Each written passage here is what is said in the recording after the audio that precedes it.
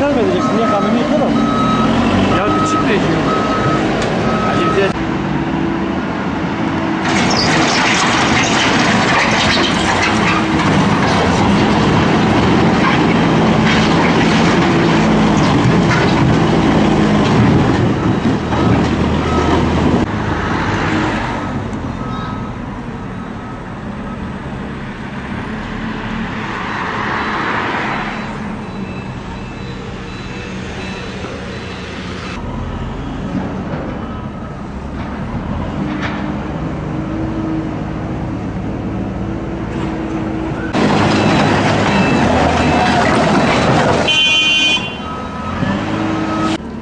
Niye fotoğraf çekiyorsunuz?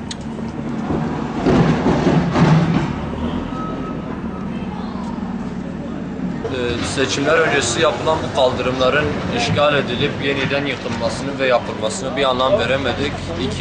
2-3 yıl öncesinden yapılmış olan kaldırımların bu sene seçim öncesi çalışmalar nedeniyle tekrardan kaldırılıp yenilemesine hani bir esnafçı olarak karşıyız. Nihayetinde biz de hani burada esnafız ve gelen geçenlerin rahatsız olmasından dolayı dükkanda pek bir işimiz olmuyor. Buraya yapılacak olan yatırımların daha hayırlı ve daha güzel bir şekilde kullanılmasını herkesten diliyoruz. Belediyeden şikayetimiz bu. Bunun yerine kimi insanlara yardım veya ne bileyim böyle okullara olan desteklerin artırılmasını rica ediyoruz.